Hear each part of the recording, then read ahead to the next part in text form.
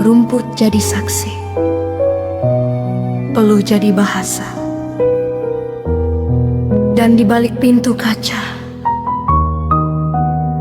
ada mereka yang menjual masa depan bangsa.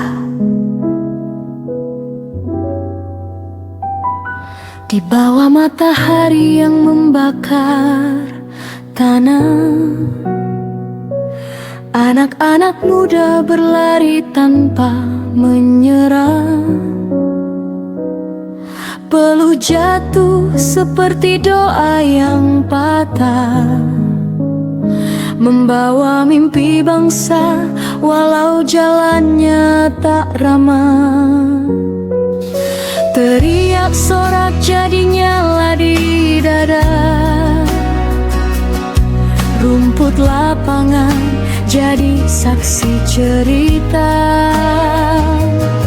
Mereka tak takut luka, tak gentar jatuh, karena Garuda tumbuh dari kehendak yang utuh.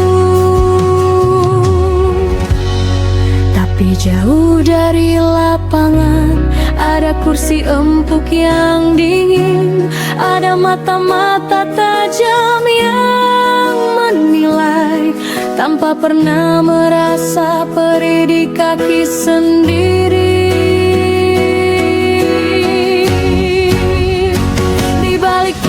Di bawah matahari yang membakar tanah, para pemain muda itu berlari, bukan mengejar bola, tapi mengejar harga diri sebuah bangsa. Peluh mereka jatuh seperti doa yang retak di udara panas. Sementara itu, di ruangan berpendingin, di balik kaca tebal dan kursi empuk, ada orang-orang bersetelan rapih yang menilai tanpa rasa. Mereka mengamati dari jauh, seakan mimpi bisa diukur dengan angka, seakan harapan rakyat hanyalah laporan rapat yang bisa disingkirkan kapan saja. Di bawah komando Shintayo, anak-anak Garuda belajar bangkit, belajar menolak menyerah, belajar bagaimana caranya menjadi Indonesia.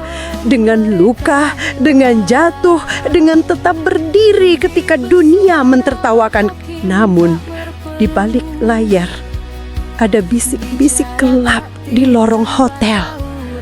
Ada tangan-tangan yang menukar masa depan dengan kepentingan pribadi. Ketika timnas mencetak gol, kami bersorak. Tapi kamera menangkap wajah-wajah masam, wajah yang tidak bahagia melihat Indonesia menang, karena kemenangan itu merusak skenario yang mereka susun diam-diam. Mereka bicara tentang taktik, tapi tidak punya jiwa. Mereka bicara tentang kesalahan, tapi tangan mereka tak pernah basah oleh peluh. Mereka bicara tentang masa depan, padahal masa depan itu tidak lebih dari kursi yang ingin terus mereka duduki. Di satu sisi ada peluh, cinta, dan anak-anak muda yang berlari membawa mimpi seluruh negeri.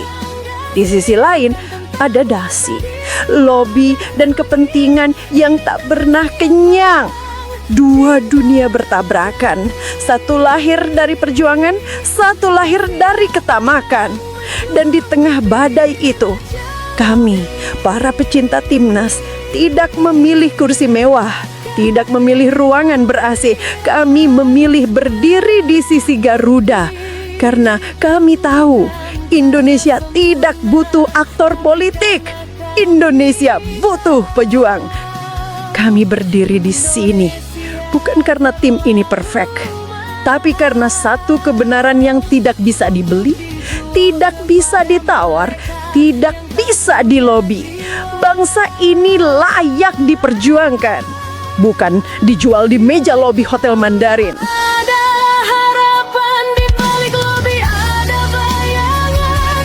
Kami memilih para pejuang, bukan pemain kepemimpinan.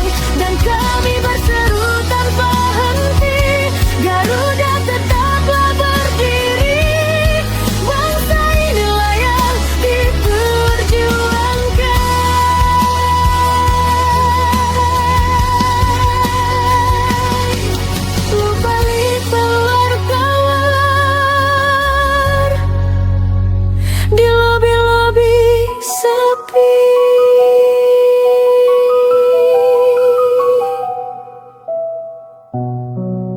luluh tak bisa dibeli, loyalitas tak bisa dilobi. Garuda milik kami, bukan milik kursi empuk dan kepentingan pribadi. Ketika lampu mati dan sorak mereda, yang tersisa hanya dua: mereka yang berjuang dan mereka yang menjual bangsanya.